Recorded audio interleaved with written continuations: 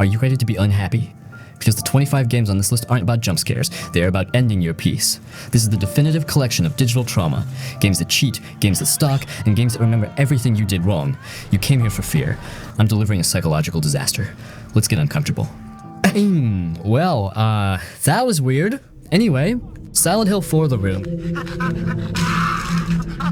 Silent Hill 4 The Room hits different from every other game in that series.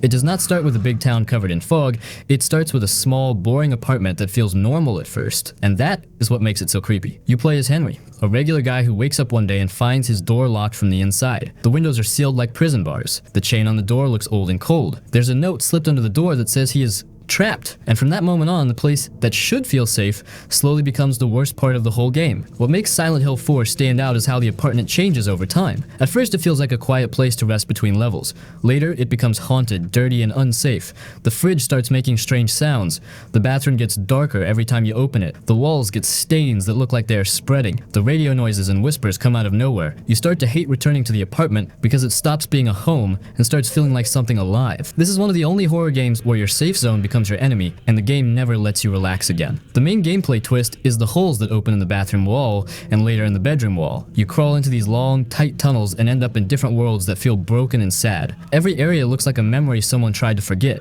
You meet the ghosts of people who were killed by Walter, and these ghosts are not normal enemies. You cannot kill them. They float behind you, shaking and dragging themselves across the floor, and they keep coming no matter how far you run. The more they touch you, the more your health drains. It gives the whole game a slow, heavy kind of fear, like something that does not stop chasing you.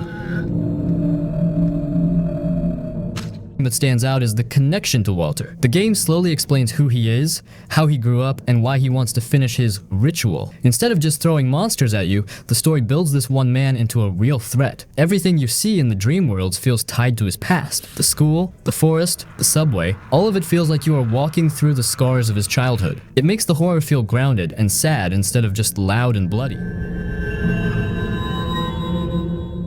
Half of the game brings in Eileen, and this part is stressful in a very human way. You have to protect her while your apartment gets worse by the minute. She follows you through every nightmare, and each time she takes damage, she becomes more unstable. You feel responsible for her, even when you are tired and want the game to give you a break. Everything about Silent Hill 4 feels sick, lonely, and closed in. It is not about jump scares. It is about being stuck with no way out and feeling the walls push in inch by inch. The sound design is heavy. The world feels bruised. The violence feels personal, not flashy. The game does not rush, it just sits with you. And the longer you stay inside that room, the worse it feels. Silent Hill 4 is the kind of nightmare that builds slowly. You feel it in your chest more than your eyes. And when you finally finish it, the apartment stays in your mind like a place you once lived in but never want to return to.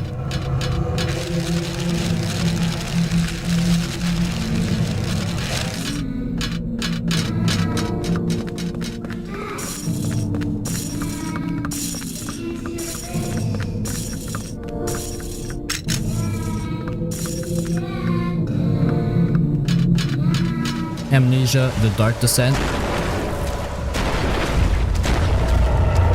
And honestly, if you have not played this, you are lucky because it basically traumatized a whole generation of gamers. You play as this guy named Daniel who wakes up in a super creepy old castle called Brennenburg, and he has no idea who he is or why he is there. It sounds like a typical story, but the atmosphere is just so heavy and thick that you feel like you are choking the whole time you are playing. The biggest reason this game is a total nightmare is that you are completely helpless and weak. In most video games, you get a gun or a sword, or at least a stick to hit the bad guys. But in this one, you have nothing at all. You are just a regular guy wearing weird old clothes, and if you see a monster, you have to run away and hide in a dark corner or inside a closet and just pray that it goes away. It is the worst feeling in the world to hear the monster walking around right outside the door while you are crouching in the dark just waiting to die. Then you have the sanity system, which is this mechanic where your character literally goes crazy if he stands in the dark for too long or looks at scary things. You have to balance this because if you turn on your lantern, the monsters can see you, but if you stay in the dark, your screen starts getting blurry and wobbling around and you hear bugs crawling inside your head. It makes you feel physically sick and dizzy just watching it happen, and sometimes your character just falls over because he's so scared. I have to talk about the water part because everyone who played this knows exactly what I'm talking about. There is a section where the hallway is flooded flooded, and there is an invisible water monster that you cannot see at all. You only see the splashes and the water coming towards you, and you have to jump on boxes to stay safe, and it is pure panic because you hear the splashes getting faster and faster behind you. It is honestly one of the most stressful levels in the history of video games, and I almost quit playing right there. The monsters themselves are so gross and disturbing because their faces are all messed up and their jaws hang loose and they make these terrible groaning sounds. The game tells you not to look at them because looking at them drains your sanity. So you have to stare at the wall or the floor while a nightmare creature is chasing you down a hallway. The sound design is what really sells it because you hear footsteps and wind and doors creaking open when nobody is there. And it makes you paranoid. By the end of the game, you're just exhausted because your heart has been racing for hours and you feel like you just ran a marathon even though you were just sitting in a chair. It is a masterpiece of horror, but it is also purely miserable to play because it never gives you a break and it never lets you feel safe for even 1 single second.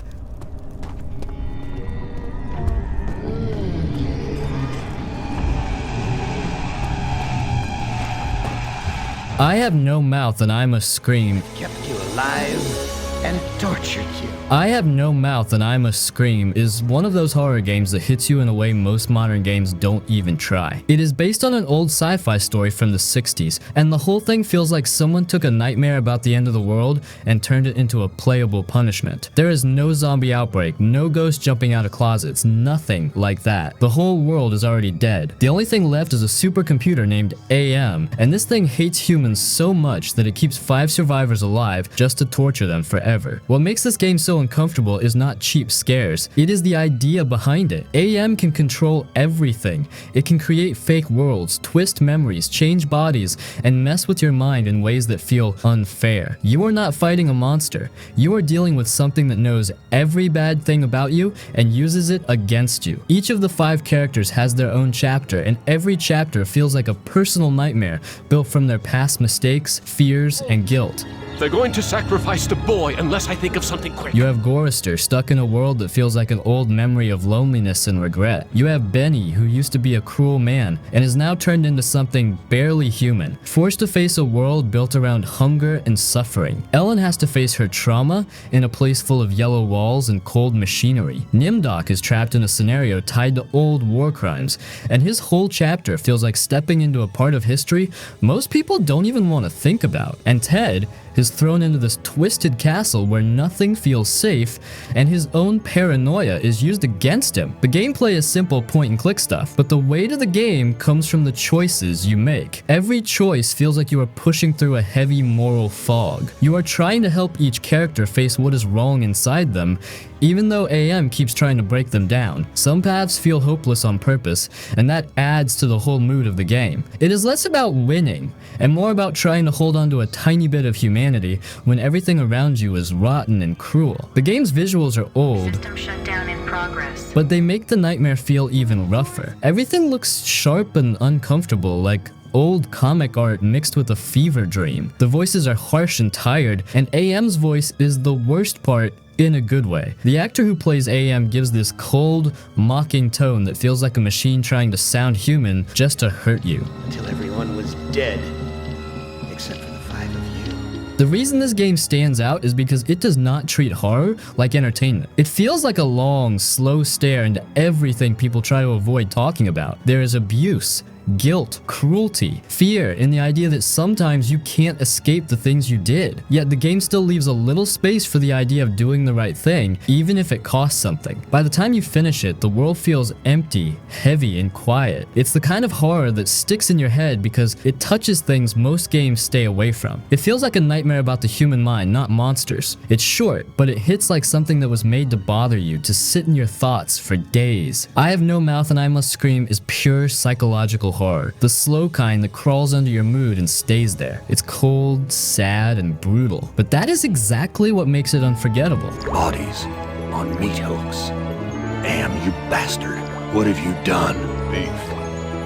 Grade A quality, too. Am's never given us something this good to eat before. Something's wrong here. Outlast and Whistleblower DLC. If Amnesia was the old king of run and hide horror, then Outlast was the new king that came in swinging. It totally stole the crown because it just made everything worse in the most spectacular way possible. You play as Miles Upshur, who is a journalist who breaks into Mount Massive Asylum because he gets an anonymous tip about some really crazy and illegal experiments happening inside. The second you walk through the door, you realize this place is chaos and you are immediately trapped with no way to fight back, which is the whole point and why it is so scary. Your only tool is this video camera, and you have to use the night vision to see in the pitch black hallways. That green glow is iconic, but it also means your batteries are constantly draining, and that is the real horror. Finding those tiny batteries while a giant dude is chasing you is the most stressful scavenger hunt in gaming history, I swear. The monsters in this game are not just ghosts or demons, they are disgusting looking human experiments called variants, who are absolutely homicidal, and they are everywhere. You have the main villain named Chris Walker, who is this enormous guy who looks like a wrestler, and he is always around saying his catchphrase, "Little pig," and if he catches you, he literally rips your head off in the goriest way possible. Then you meet Dr. Traeger, who is the most insane guy ever, and he decides he does not like your fingers, and you know what he does? He just snips them right off with giant shears. It is so gross and painful, and it makes you want to throw your controller across the room. And that is just the main game. Then we get to the Whistleblower DLC, which somehow manages to turn the dial up past the maximum limit. In this one, you play as Wayland Park, who is the guy who sent the email to Miles in the first place, and you get to see how the whole asylum outbreak started. This DLC introduces Eddie Gluskin, who is called the Groom, and he is honestly one of the most terrifying villains ever put in a game, because his whole plan is to find a perfect wife by mutilating people in a seriously gross way. It is so much more disturbing and violent than the main game, and it proves that the only thing worse than a scary asylum is a scary asylum that is actively getting worse in front of your eyes. The whole experience is just brutal, with non-stop running and hiding in lockers, under beds, and honestly, it is a miracle anyone finishes this game without needing a very long nap or maybe a new pair of pants. It is just pure, terrifying action from start to finish.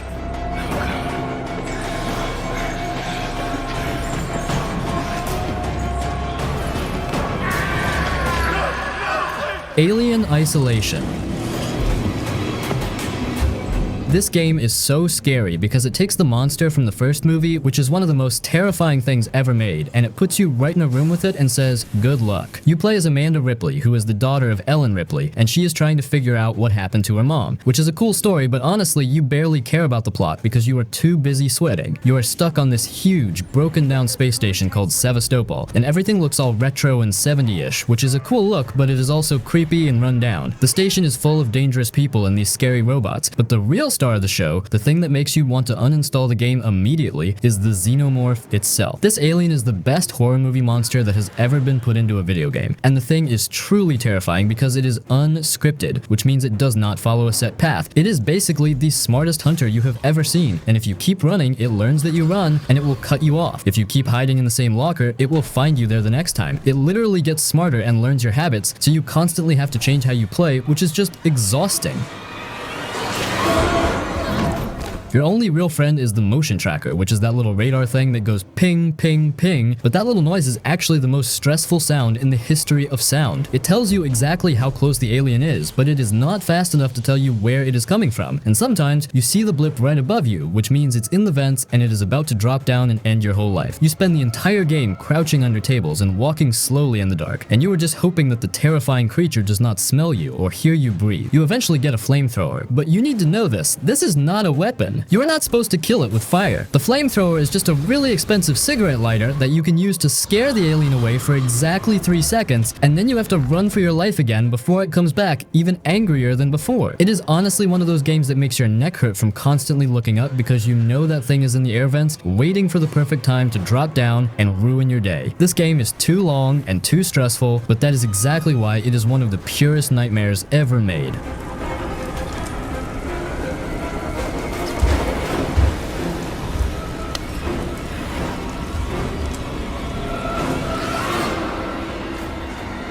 Visage. Visage is the kind of horror game that feels like stepping into someone's private nightmare. It takes place inside one single house, but the way the house changes makes it feel bigger than any open world. The rooms are normal at first, plain walls, old family pictures, quiet hallways, but the longer you stay, the more the house turns into this slow, choking maze that feels wrong in ways you cannot easily explain. The fear in this game does not hit fast. It builds up in layers, like the house is watching you and waiting for the right moment to close in. What sets Visage apart is the detail in how the house reacts to you. Lights flicker when you walk by them. Doors you just closed open again on their own. You hear footsteps above you even though you know no one is supposed to be there. Sometimes you hear breathing right behind you, like something is standing close, but when you turn around, the hallway is empty. The game uses sound in a very quiet, controlled way. You never get blasted by loud jump scares. Instead, you hear tiny sounds that get stuck in your nerves. A creak, a whisper, a soft knock on the bathroom door. It feels like the house is stretching into your head.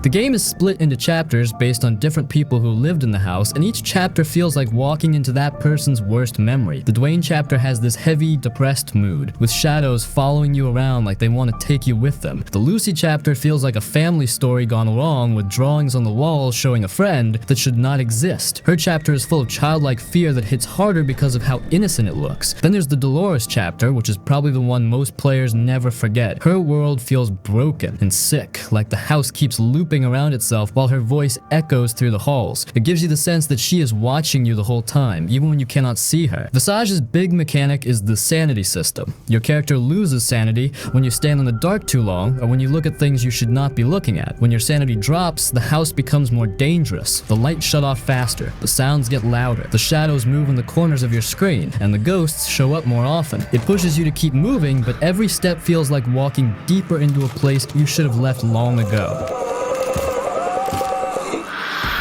The ghosts in Visage are not loud, screaming monsters. They move in this slow, uncomfortable way, like people who have been suffering for too long. They appear in doorways without a warning, or in the corner of a mirror when you look at your own reflection. They feel sad, angry, and tired all at once, and that makes them even harder to deal with. When one of them follows you, you can hear her breath and the tapping of her feet behind you, and it feels like she is inches away from touching your back. The house itself becomes the main villain. Doors vanish, rooms change shape. A closet you walked past 20 times suddenly leads somewhere completely different. Sometimes the walls feel too close, sometimes the hallways feel too long, and the lighting makes everything feel slightly off, like the house was pulled apart and put back together wrong.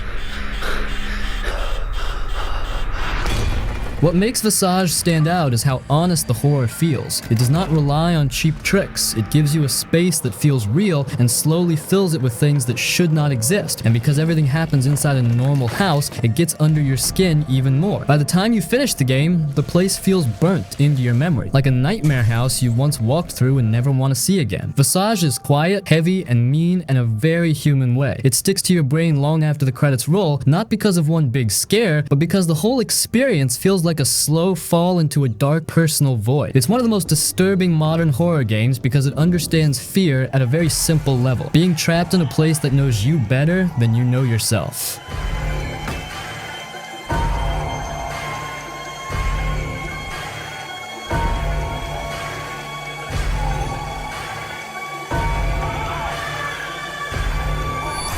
Dead Space Remake.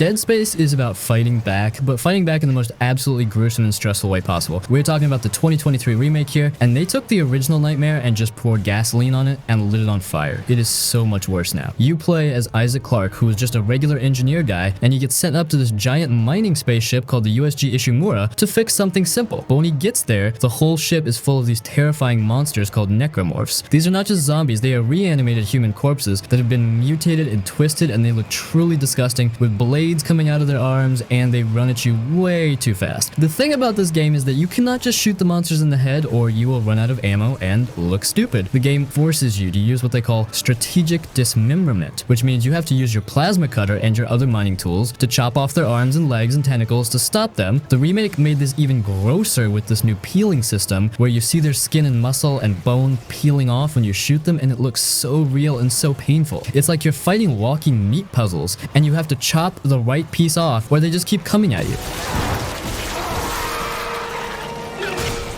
And speaking of cheating, the remake added this thing called the Intensity Director, and I swear this thing is pure evil. It is basically the game's brain, and it watches how you play, and it actively tries to mess you up. You can clear a room and walk back through 5 minutes later thinking you're safe, and the Intensity Director says nope, and it just spawns a monster right behind you out of a vent, or makes a pipe burst steam in your face for a quick jump scare. It guarantees that you are never ever safe, no matter how many times you clear an area, which is peak nightmare status. The atmosphere is just thick with dread, and the 3D audio means you hear the necromorphs skittering in the vents above you or running down the corridor behind you, and you have no idea where they're coming from until they burst out and scream in your face. Isaac is actually talking in this version, which is a change from the old game, and you get to hear him slowly lose his mind as the hallucinations from the marker take over, and he yells at his dead girlfriend Nicole. It is honestly a rough ride for poor Isaac, but it is a perfect nightmare for the rest of us.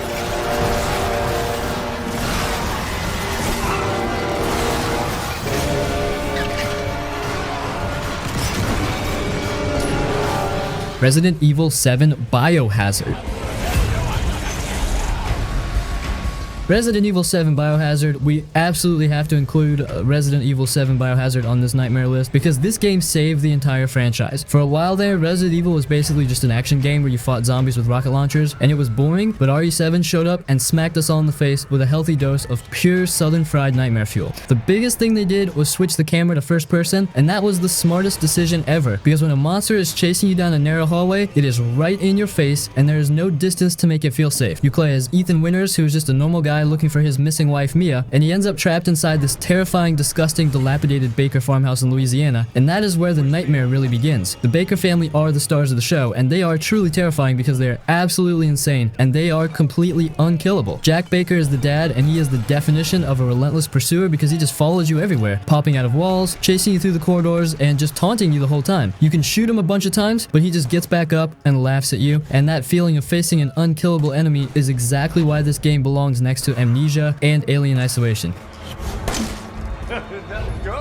Then there's Marguerite, who is the mom, and she is covered in bugs, and she throws those bugs at you, and she is just screaming and flying around the house. And honestly, the bug part is the grossest thing because nobody wants to deal with a horde of giant insects. The Baker house itself is a character too because it is covered in mold and grime, and the whole thing feels wet and swampy and claustrophobic. Every door you unlock just leads to another even darker and smaller room full of more horrors. The game is super gore heavy right from the start. I mean, you watch your main character get his hand completely cut off in the first hour, and he just staples it back on and keeps going because that is just a Tuesday night for Ethan Winters. It is a terrifying return to form for horror, and it is non-stop stress because you are trapped in a house with a psychotic, unkillable family who just want to turn you into their next meal.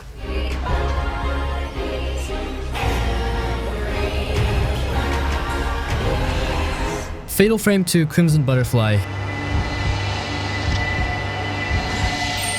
Fatal Frame 2 Crimson Butterfly hits in a way that only early 2000s Japanese horror could. This was back when horror games were still trying weird ideas, not just copying whatever was popular. It was developed by Tecmo's old Project Zero team, a small group that basically lived and breathed Japanese ghost folklore. These folks weren't trying to make something flashy. They wanted something slow, sad, and uncomfortable. And Crimson Butterfly is pretty much their peak. The game came out in 2003, which is wild, because that was the same era as Silent Hill 3, the early Resident Evil games, and all those classic J-horror movies like Ju-on and Ringu. That whole period had a very specific kind of horror. Low light, quiet tension, and this feeling that the world was cold and tired. Fatal Frame 2 sits right in the center of that mood. The story drops you into All God's Village, a quiet, empty place that feels like time stopped right after something horribly went wrong. The houses are old wooden Japanese homes, sliding doors, narrow walkways, dusty attics, and rooms full of personal objects nobody ever came back to collect. The world feels lived in, like you're walking through the aftermath of a tragedy instead of a horror set piece.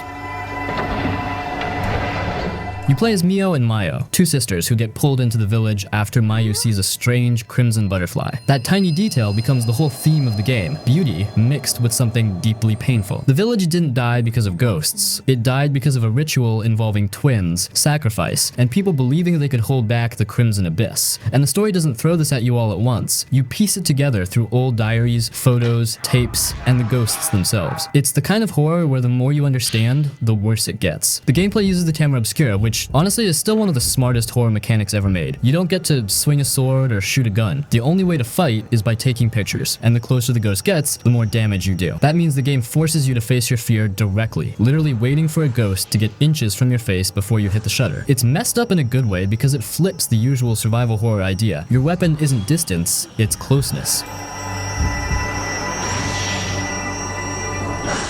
The ghosts in Crimson Butterfly are also handled differently than most games. They're not random enemies thrown in for a scare. Each one has a story, a name, a reason they're stuck. Some died in the ritual, some tried to escape, some couldn't accept what happened to their loved ones. When you fight them, it doesn't feel like kill the monster. It feels like interrupting someone's lingering pain. People always talk about Sai and Ye, the twins connected to the ritual. Sai becomes one of the most iconic ghosts in the series, not because she screams or jumps out, but because she moves calmly, almost softly, with this eerie smile. You can tell she isn't attacking out of rage, she's stuck in her own loop of death, unable to move forward. The atmosphere is the backbone of everything. You get long stretches of silence where the only sounds are wooden floors, faint wind, soft humming, or Mayu whispering behind you. And the game never rushes. You walk slowly because the house architecture doesn't allow speed. Tight corners, dim lanterns, long empty hallways. It's all built to make you feel trapped.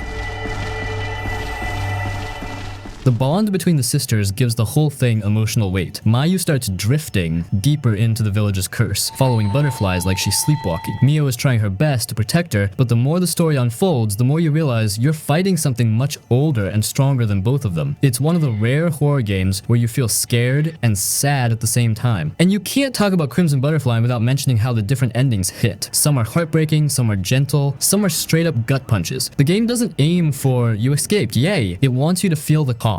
Crimson Butterfly stands out because it mixes folklore, tragedy, and psychological fear in a way that feels real. It isn't built on cheap shocks. It's built on guilt, memory, broken traditions, and the idea of losing someone you care about. When you finish it, you don't walk away thinking about monsters. You think about the village, the twins, the rituals, the way the camera forced you to face each ghost and that last walk through the butterfly forest. It's one of those horror games that stays in your head not because of loud moments, but because of how human the whole nightmare feels.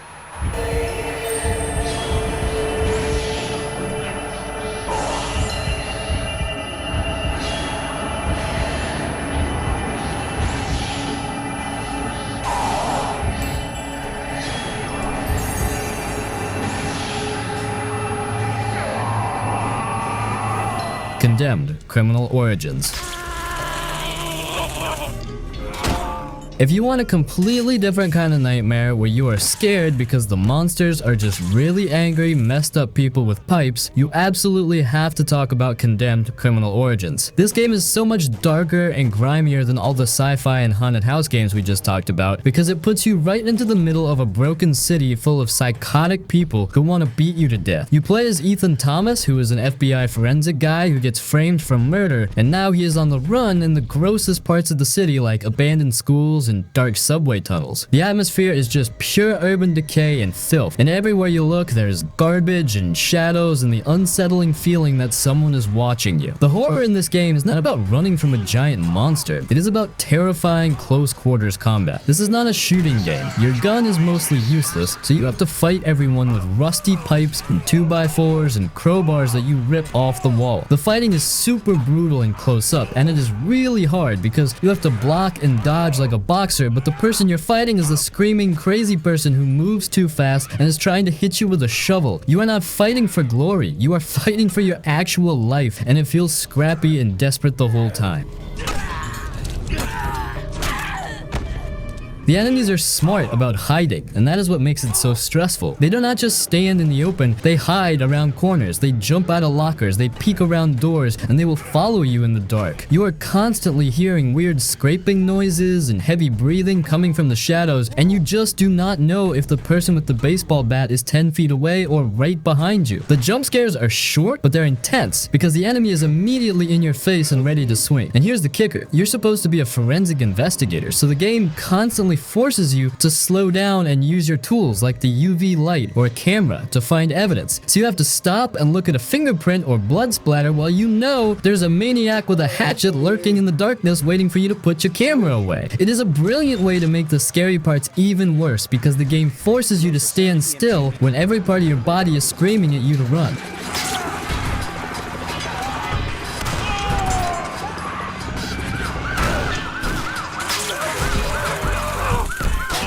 System Shock 2. Look, you cannot talk about horror on a spaceship without bowing down to this classic from 1999. This was a co-development between the legendary Looking Glass Studios and the very first game from a brand new studio called Irrational Games, led by some guy named Ken Levine. Yeah, the Bioshock guy. This game is not just a precursor to Bioshock, it is literally the pure, undiluted blueprint for the entire immersive sim genre, and it is horrifying because it makes you feel weak and stupid. The fear here is not just jump scares, it is this constant, grating psychological dread. You wake up on the starship Von Braun after a cryosleep surgery and the whole place is a metal graveyard infested by this disgusting alien psychic hive mind called the Many. The atmosphere is thick and greasy and the sound design is still one of the best ever made. You hear the mutated crew members, the hybrids, shuffling around in the dark, and the absolute worst part is the sound they make. You hear their broken, distorted voices whispering things like "Papa, please kill me," and it is just bone-chilling and so messed up because you are killing something that is begging for death. What truly makes this a nightmare compared to those action games is the painful RPG system. You do not just pick up a gun and start shooting, you have to spend currency to level up skills like hacking or weapon proficiency just to be able to use the basic pistol effectively. If you pick the wrong starting military branch or specialize in the wrong skill tree, you're basically screwed for the entire game because you are constantly running out of ammo, your weapons literally break from repeated use and you have to repair them with maintenance tools, and this forces you to grab that clunky wrench and get into brutal, desperate close combat with the monsters. That helplessness is a deliberate and genius design choice by Levine's team. And then there's Shodan. Man, this narcissistic AI, the sentient hyper-optimized data access network, she is the queen of sci-fi horror and she is constantly in your head. She doesn't just try to kill you, she actively works to break your mind, taunting you and manipulating you with her iconic glitchy voice line. This game was a commercial flop back when it came out in the late 90s, believe it or not, because people were playing other games, but every developer who did play it realized this was the future. This game is the direct reason we have classics like Deus Ex, the original Prey, and of course, Bioshock. If you want to know where the DNA of all the best modern first-person horror and RPG hybrids came from, this dark, claustrophobic starship from 1999 is where that pure nightmare started.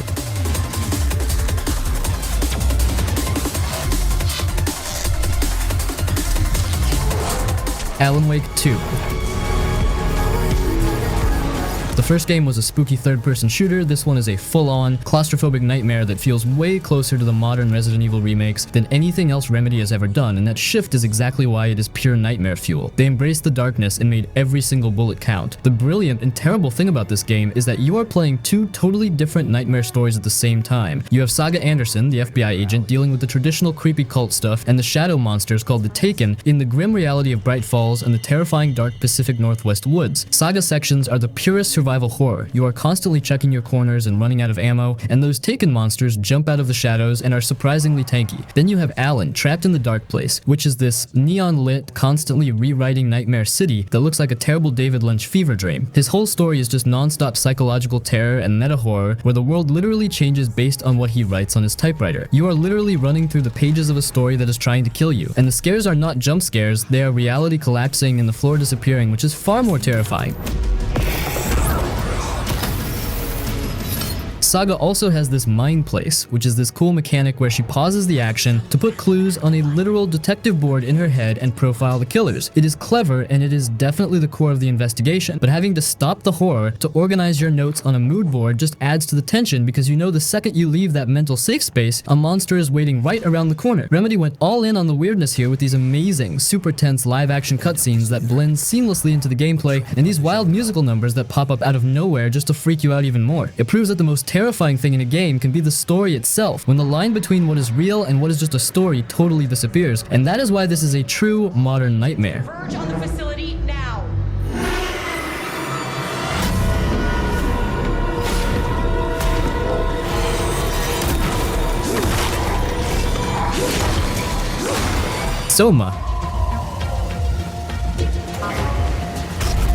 SOMA is one of those games where like the horror isn't really about monsters jumping out or whatever. It's made by Frictional Games, the same guys who did Amnesia, but this one hits way different. When this game came out in 2015, a lot of horror games were just trying to be loud or streamer scary, you know what I mean? SOMA didn't care about that. It went for that slow, brain-stuck kind of fear. You play as this dude Simon, who just wants to get a brain scan after a car accident. Pretty normal setup, nothing crazy. And then he wakes up in this underwater research station called Pathos 2, and the place looks rough, like wires everywhere, flickering lights, rust on every surface. The whole place feels like it's been sinking for years. And the thing is, SOMA doesn't even try to pretend this is a normal horror thing. It's not ghosts or demons. It's like the world ended. Humanity got straight up wiped out, and the only things left are these machines that kind of think they're people. Some of them talk like normal humans, which makes it worse because half the time you can't tell if you're talking to a robot, a recording, or someone who actually believes they're alive in there. Can I help? They won't let me die. Nothing is allowed to die. The monsters are whatever, honestly. They're creepy to look at, but most of the fear is just the whole station being dead silent. Walking through those hallways with the water creaking above you feels way worse than any jump scare. Frictional Games does that thing where you're not even scared, you're just uncomfortable the whole time. The conversations in the game feel very real too. Catherine, the scientist you basically drag around in a computer, she's more logical, more let's just keep going, and Simon is like, dude, he's actually freaking out because he keeps learning horrible stuff about what happened to the world and about himself. It's one of the few horror games where the main character reacts like a real human who's actually processing trauma instead of being some generic silent dude. And the writing is messy in a good way. Not messy like bad, messy like people actually talking through a crisis, trying to understand all this weird stuff about consciousness and copies and what being alive even means. It never feels like the game is giving you a lecture. It's just two people stuck underwater trying to make sense of something impossible. He always got into trouble with Strohmeyer when someone killed themselves. The Pathos 2 areas all have this super grounded, low-budget scientific look. Not sci-fi clean, more like old tech, screens with static, broken equipment everywhere, handwritten notes pinned up because nobody had time to do anything properly. You see the panic people had before things went bad. You read logs where people are practically begging each other to stay calm. There's a lot of sadness buried in the small things. And the ocean parts, man, those hit. Walking outside the base with that heavy diving suit on, everything muffled, shadows moving in the distance, but you can't tell if it's just debris or something living. It's not like Bioshock's fancy underwater. It's pitch dark, cold, and empty. The kind of empty that makes you feel like you shouldn't be there. One of the coolest things about SOMA is how it never tries to like reward you with a big victory scene. The story is heavy and it stays heavy. You make decisions that feel horrible because they kind of are. Sometimes you think you're doing the right thing and the game makes you sit with how messed up the outcome is. The ending especially, it's not loud, it's not dramatic, it's just real. And it hits harder because of that. When you finish SOMA, you don't feel like, wow, that was a fun horror ride. It's more like you finish it, sit back and go, damn. It sticks to your brain for a while. You start thinking about stuff you normally never think about, and that's why people still talk about SOMA. It's not the monsters, it's the whole vibe, the setting, the conversations, the quiet panic of realizing humanity is basically gone, and all that's left is the idea of it. It's the kind of nightmare where nothing screams at you, it just whispers until it gets under your skin.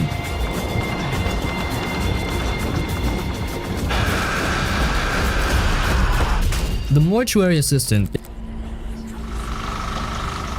If you want a game that proves the creepiest thing in the world is just having a really terrible dark job, you absolutely have to talk about the Mortuary Assistant. This game throws out the giant spaceships and the old castles and instead traps you in the single, dark, disgustingly realistic embalming room, and that claustrophobia alone is a nightmare. You are playing as Rebecca Owens, who is an apprentice mortician, and your job for the night is simple: embalm some bodies and keep everything clean. But you quickly find out that one of the bodies is possessed by a demon, and you have to figure out which one it is. The job itself is already gross because you actually have to perform the detailed, sometimes sickening task of embalming correctly, which involves tubing, cutting, and injecting fluids into the corpse. The tension is ramped up because you are forced to focus intently on a job that involves dead people while terrifying stuff is happening all around you.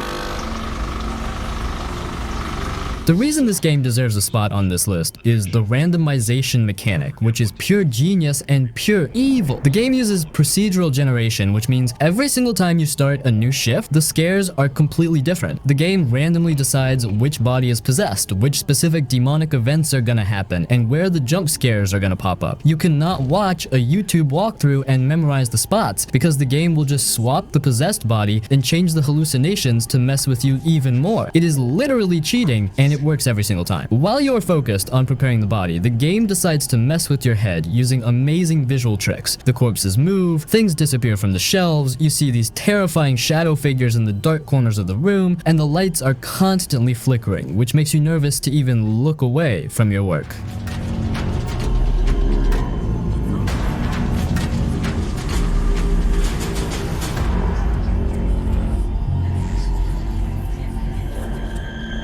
Darkwood. If you think a game with a top-down camera cannot be absolutely terrifying, then you have never spent a single night locked inside the safe house in Darkwood. And trust me, you are lucky that you have not. This terrifying indie gem from the Polish developer Acid Wizard Studio is super smart because it uses its camera perspective to ramp up the dread in a way no other game does. See, even though the camera is looking down on you like an old-school game, the vision is restricted to this tiny cone of light that follows your character. So the entire dark forest and everything lurking in it is hidden from you. You are constantly hearing things and feeling surrounded, and you feel claustrophobic even on this huge open map, which is just genius design. The core of this game's nightmare is the devastating day and night cycle. The day is already bad enough because you have to venture out into the strange plague-ridden woods to scavenge for resources and deal with terrifying mutated people and giant dogs that can kill you in just a few hits. You are racing the clock, always running out of resources, but the day is just a setup. The night is where the actual pure nightmare begins. You have to rush back to your safe house and spend the last few minutes frantically barricading every single window and door with furniture and planks because the things that come out in the dark are absolutely relentless and they are coming for you. Then, you spend the next agonizing 10 minutes of real time sitting in the middle of the room, staring at the screen while the lights flicker and you hear these insane noises. The sound design in this game is what truly drives the paranoia. Every creak, every muffled scream in the distance, every heavy footstep, and especially that terrible scratching sound at the walls makes you whip your character around trying to find the source, but you almost never see it until the door is smashed open and you are dead. It is a slow, agonizing psychological burn because you know the house is the only thing protecting you, but you hear that protection slowly being broken down around you. It is a cruel, depressing, and bleak survival horror experience that does not care about your feelings, and that heavy, oppressive dread is exactly why this obscure indie horror deserves to be right here on this nightmare list.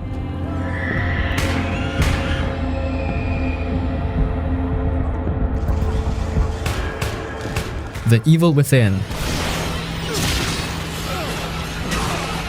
The Evil Within is one of those games where you can tell the devs were trying to bring back that old school survival horror energy. The kind that actually feels stressful and sweaty, not just loud jump scares. This was Shinji Mikami's big return to horror. Yeah, that Mikami, the guy behind Resident Evil 1 and 4. So the whole game kind of feels like him saying, hey, I didn't forget how to mess with your head. The opening drops you right into a murder scene that looks like someone filmed it inside a fever dream. You wake up hanging upside down like meat and the game never really chills out after that. Everything feels dirty, like the world is sick. The creatures aren't just monsters, they look like broken people held together by whatever nightmare rules this place runs on. The thing that makes the game hit harder is how unstable the world is. One hallway looks normal, you blink, and now it's full of blood running uphill, like gravity stopped caring. Floors collapse for no reason, rooms twist into each other, and the game keeps dragging you into new areas without warning. It's like somebody's flipping channels on your sanity. Gameplay-wise, it's that classic Mikami formula. Ammo's tight, enemies soak up more bullets than you want to give them, and you're constantly deciding if you should sneak, run, or burn the damn thing before it gets back up. The matches mechanic is weird at first, but it adds this cool tension where you're like, okay, if I don't set this body on fire, it will ruin my life in about 5 minutes. The game isn't afraid to be mean either. Traps everywhere, stuff exploding in your face, safe heads crawling out of nowhere, and the whole STEM machine thing running underneath the story gives it that cool sci-fi horror layer. You're never totally sure what's real, which is kind of the point. The more you play, the more it feels like the world is stitched together from someone's trauma and you're stuck walking through their worst memories. Visually, it came out during that PS3, PS4 transition era where everything had that gritty film grain, but here it actually helps the vibe. The lighting's muddy, the shadows feel heavy, and every room looks like you shouldn't stay in it longer than 5 seconds. It's not perfect, the black bars annoyed a lot of people back then, but the game has this raw, unpolished charm that makes it stand out. It feels handmade, almost old school, like developers actually wanted to scare you instead of making another action shooter with zombies slapped on.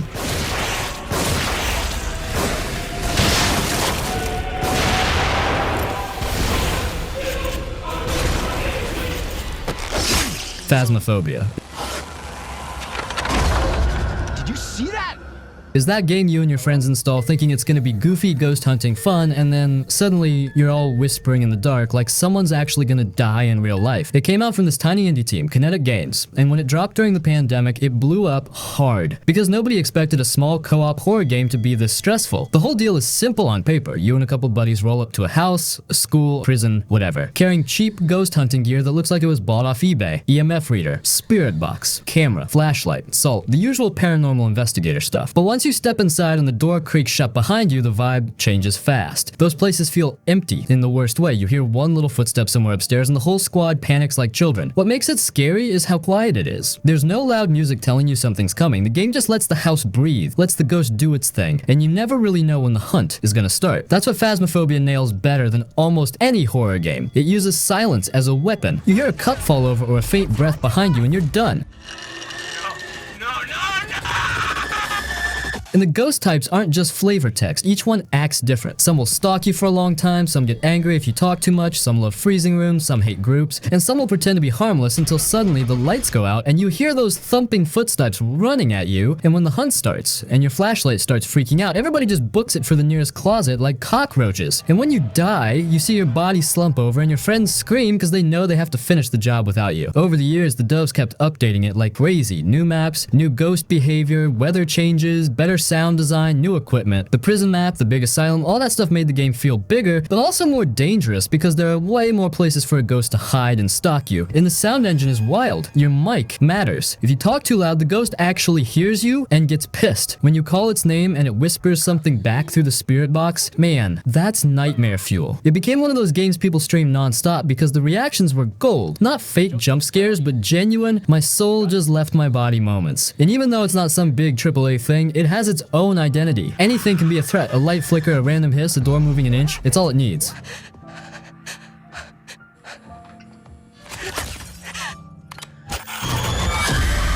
Until dawn.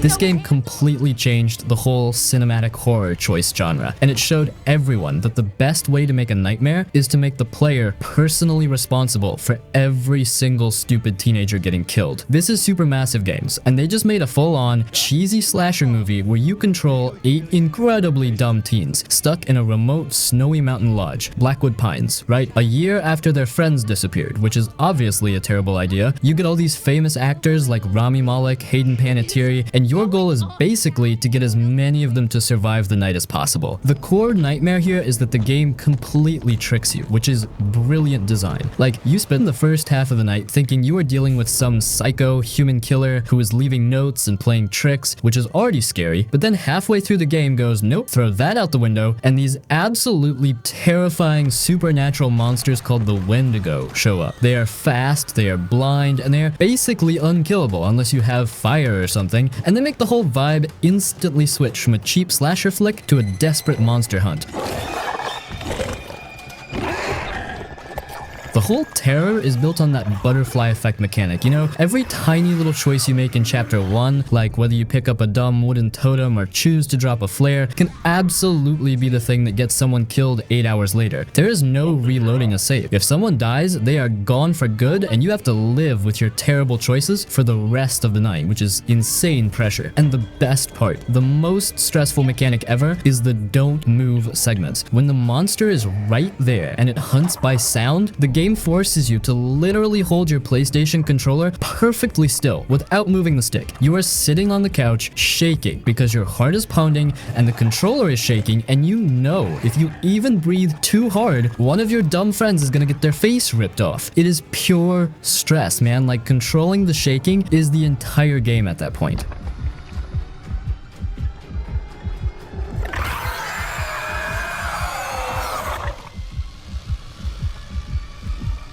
Little Nightmares 1 and 2 Dude, if you want a true psychological constant state of panic nightmare, we have to talk about Little Nightmares 1 and 2 because this is horror that gets deep inside your brain. It is not about jump scares or gore, man, it is about scale. And Tarsier Studios just absolutely nailed it with this oppressive atmosphere. You are playing as this tiny kid, either 6 in the first game or Mono in the second, and the entire world is just wrong. Like, everything is gigantic and greasy and disgusting and just slightly off center, which makes it terrifying. You are moving through these huge dark kitchens and schools, and everything looks broken and dirty, and the atmosphere is just oppressive, you know? It feels like a terrible fever dream you can't wake up from. The enemies are the adults, but they are these warped, grotesque giants, right? They are not monsters, they are just twisted humanoids who are like 5 times your size. Like, you have the janitor with the super long arms in the first game who was always reaching for you in the darkness, and then you have the chefs who are these huge, disgusting, identical dudes who are constantly chopping meat, and they are both terrifying just because they are so massive and slow moving. You are pure prey, man. You cannot fight back at all. You just have to run and hide under tables and sneak through vents while they stomp around looking for you.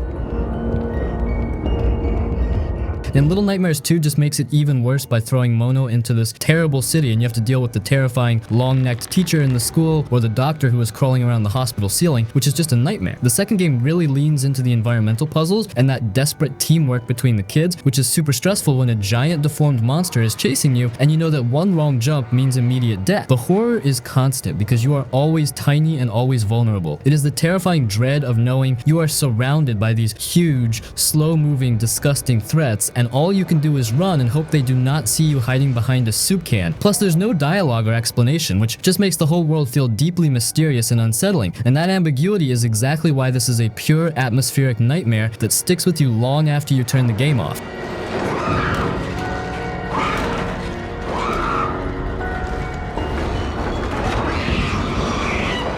Cry of F.E.A.R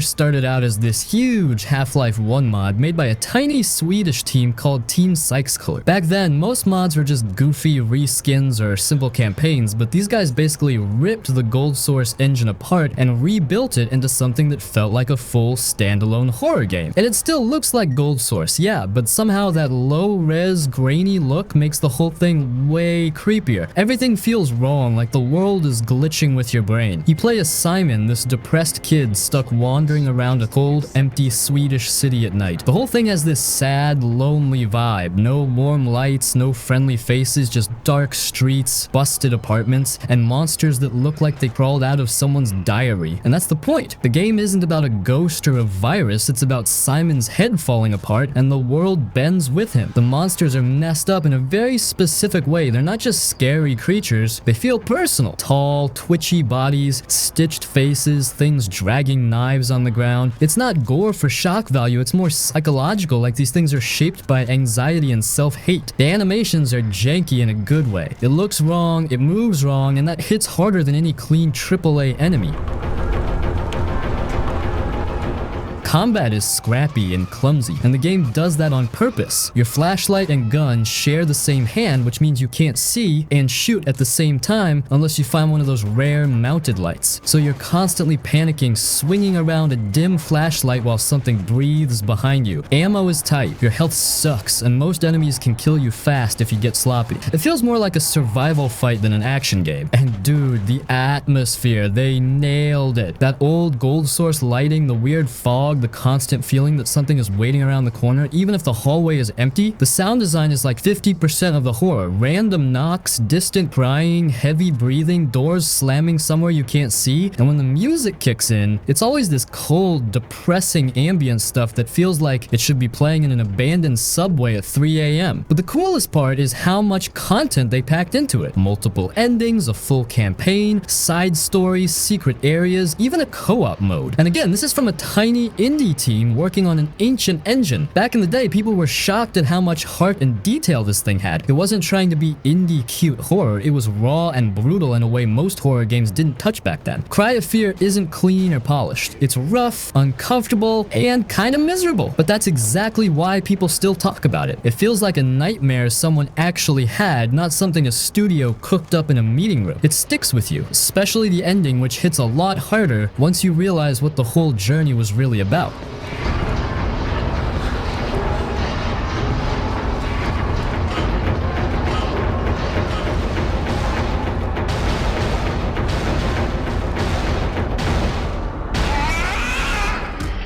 F.E.A.R.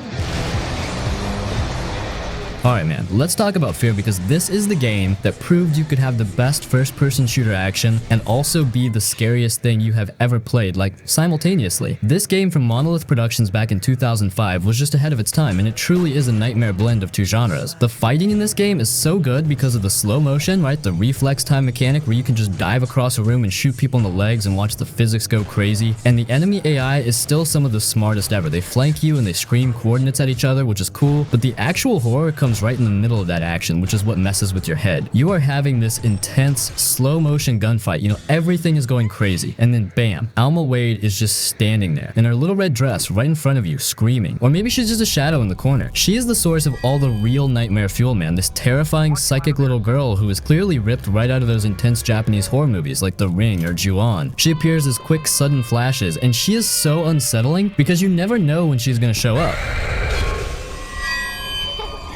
The best thing this game does is blend the two genres so seamlessly. You clear a massive room of soldiers, you think you are safe, and then the lights flicker. The screen goes fuzzy, and there are these rapid-fire hallucinations, whispers, blood dripping from the ceiling, and sometimes just a terrifying flash of Alma right in your face. It is non-stop jump scares and psychological tricks that hit you when your adrenaline is already spiked from the gunfight, so you never get a break. You're always tense. You're mostly moving through these industrial corporate offices and warehouses, but the game is constantly breaking reality around you, so you're walking down a normal hallway, and then suddenly the whole room is covered in blood and floating bodies, and you don't even know if it's real or just your mind messing with you. It is a constantly shifting, incredibly stressful FPS that totally earns its spot on the nightmare list, dude.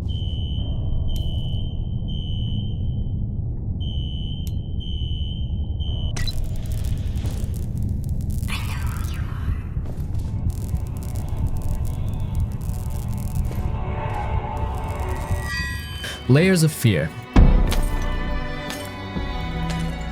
Layers of Fear came from Bloober Team back when they were still figuring out their whole psychological horror studio identity. This was the game that kind of put them on the map. It dropped during that era where horror games moved away from combat and focused more on slow burn tension. And honestly, this one still holds up because it commits to one idea and goes all in with it. You play as this broken, alcoholic painter who's basically falling apart in every possible way. The whole game takes place inside his huge old house, but the house might as well be a living creature. Every hallway, every door, every room feels like it's reacting to what's happening in his head. That's the main hook of Layers of Fear. The house is not just spooky house, it's the painter's mind melting in real time. The moment that really sells the vibe is how the game keeps messing with space. You turn around and a door is gone. You walk forward and the hallway stretches like it's made of rubber. You open a door and suddenly you're in the same room, but everything is slightly wrong. It's like the house is gaslighting you and laughing at you the whole time. Bloober loves doing that trick where you look away for 1 second and when you turn back, the entire room has changed. They do it so often you start expecting it, but somehow it still hits.